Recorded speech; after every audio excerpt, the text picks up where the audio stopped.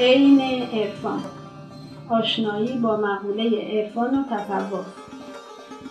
در هر یک از این برنامه‌ها یک مقوله از مقولات عرفان و تصوف مورد تشریح قرار می‌گیرد. سوال دیگه که مطرح میشه اینه که آیا زندگی یک درویش باید زندگی محقرانه باشه یا اینکه میتونه از تجملات هم برخوردار باشه؟ سلام. درویشی مکتب تعادل، مکتب وسط، خیرالامور اوسطها. افراط و تفرید در هر کاری بده، در زندگی فردی، خانوادگی و اجتماعی هم نادرسته.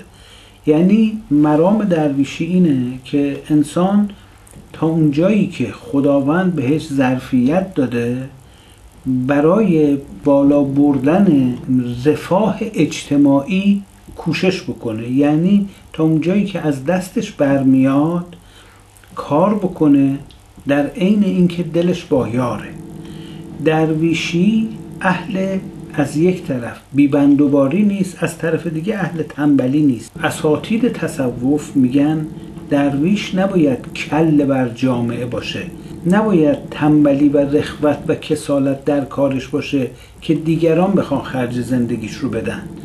درویش باید کار بکنه و برای خانوادهش زندگی مرفهی رو تأمین بکنه. اما اون چیزی که در درویشی انسان فرا میگیره عدم تعلق به مادیاته، عدم دلبستگی به مادیاته که انسان یاد میگیره. تعلق و دلبستگی و چسبندگی به مادیاته که سبب میشه که مرغ روح از پرواز باز بمونه. اما تولید ارزش افزوده اصولاً سطح رفاه اجتماعی رو بالا میبره.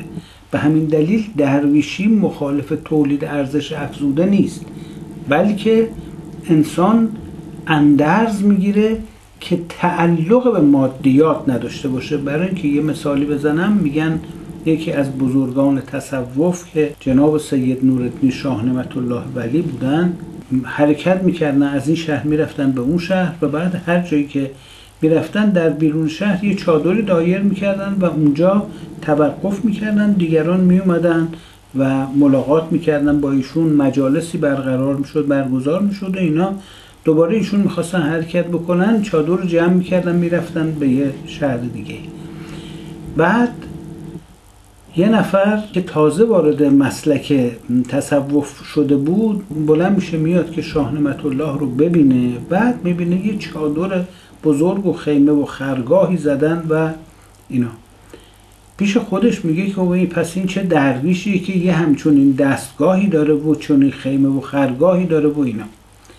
شاه نعمت الله بهش میگه شما بیا اینجا بشین در کنار منو، میشینن و مجلسی برگزار میشه و یاد خدا میشه و اینا. و بعد شاه نعمت الله بلند میشه حرکت میکنه و از خیمه بیاد بیرون و میره تو بیابون، شروع میکنه قدم زدن و اون تازه درویش هم دنبال ایشون راه میفته، حرکت میکنه میره. و تصورش این بوده که شاه نعمت الله مثلا بعد از اینکه 100 قدم رفت دوباره برمیگرده میاد سر جاش میشینه. بعد میبینه که نه، ایشون همینطوری داره میره و عرض میکنه که شما کجا دارین میرین؟ میفرمایین که من دارم میرم به اون یکی ده یه سری بزنم و دیگه اینجا کارمون تموم شد، داریم میریم اونجا. میگه که پس اجازه بدین من برگردم. میفرمایین چرا؟ میگه آخه من چپاقمو توی اون چادر جا گذاشتم، برم ورش دارم.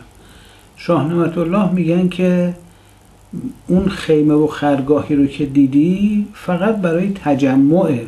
من یه سالکم، پای پیاده از این ور میرم به اون ور و هیچ دلبستگی به اون خیمه و خرگاه ندارم. اما تو به اون چپق دلبستگی داری و دل ازش نکندی و اون داره تو رو میکشونه به طرف خودش، برت میگردونه. یعنی این اندرزو میدن که آدم دلبستگی نباید داشته باشه. اون خیمه و خرگاه وسیله برای که یه عده‌ای دور هم دیگه جمع بشن، بشینن ذکر خدا، یاد خدا رو بگن و محفل عرفانی برقرار بشه، اما تعلق خاطری به اون وجود نداره. پس این مثالی که میگن که اون میخ طلا رو اون عارف به گل کوبیده بود ولی نباید به دل کوبید، از همین داستان. همین داستانه. بله. پس میتونین توضیح بدین که این کلمه فقیر که به دراویش میگن، این معنیش چیه؟ چرا میگن فقیر؟ این یه اصطلاح قرآنیه. در قرآن مجید کلمه صوفی و کلمه فارسی درویش به کار نرفته.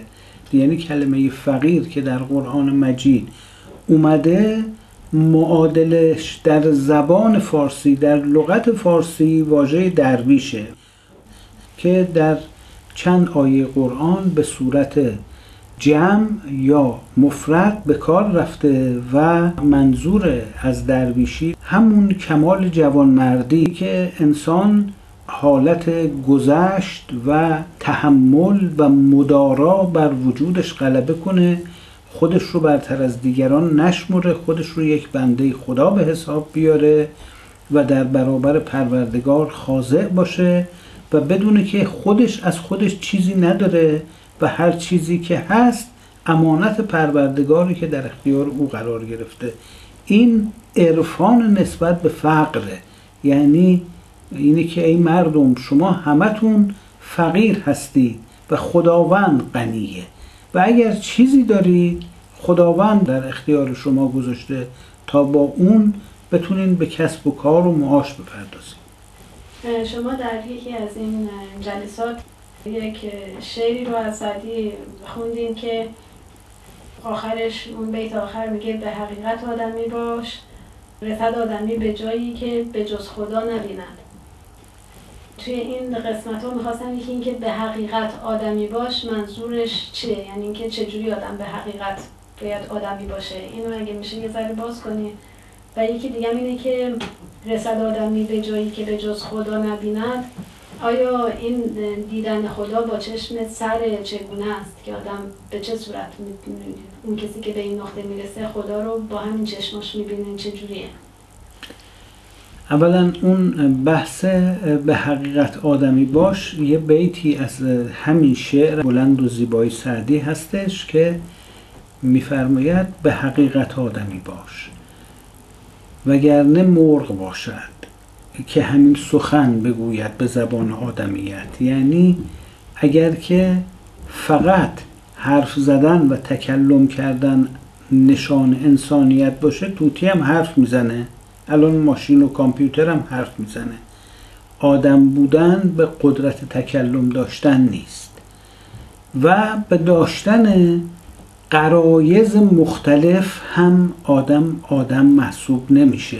در بیت بعدی سعدی میگه خور و خواب و خشم و شهوت، شغب است و جهل و ظلمت، حیوان خبر ندارد ز جهان آدمیت. پس معلوم میشه اون چیزایی که نقطه مشترک بین همه موجودات زنده است. همه موجودات زنده میخوابن، آدم هم میخوابه، میخورن، آدم هم میخوره، تولید نسل میکنن، آدم هم همین کار میکنه. اما به سبب این جور کارهایی که مشترک بین آدمیزاد و حیوان هاست نیست که انسان خونده میشه. پس به یه دلیل دیگه انسان خونده میشه. آدم به شمار میره، اشرف مخلوقات به شمار میره، تاج کرامت الهی بر سرش گذاشته شده، خطاب بنی آدم در موردش اومده. چیه؟ اینه که به جز خدا نبیند. به جز خدا نبیند یعنی چی؟ اصلا اینجا به معنی دیدن نیست. به معنی دیدن نیست، یعنی قوه ادراک انسان اونقدر تقویت میشه که در همه حال انسان خداوند رو حاضر و ناظر احساس میکنه. یعنی هر کاری که میخواد بکنه ببینه در حضور آفریدگار خودشه، در برابر پروردگار خودشه، خدا مد نظرشه. غیر از خدا چیز دیگه ای رو نمیبینه. خودخواهی ها، خودپرستی ها، خودبینی ها، خودمداری هاش کنار گذاشته میشه و به جای اون عملی رو انجام میده، کاری رو انجام میده که از نظر پروردگار و آفریدگار خوب تلقی میشه. یعنی کسی که دائما ترازوی محاسبه دستشه و اون کاری رو که نفسش میگه بکن انجام نمیده، اون کاری رو که ربش میگه انجام بده اون کار انجام میده. اینه به جز خدا نبیند، یعنی از خودش عبور میکنه و این مقام انسانیته، یعنی عبور از غرایز طبیعی، عبور از منافع فردی و شخصی، رسیدن به مدارا از خودگذشتگی، جوانمردی.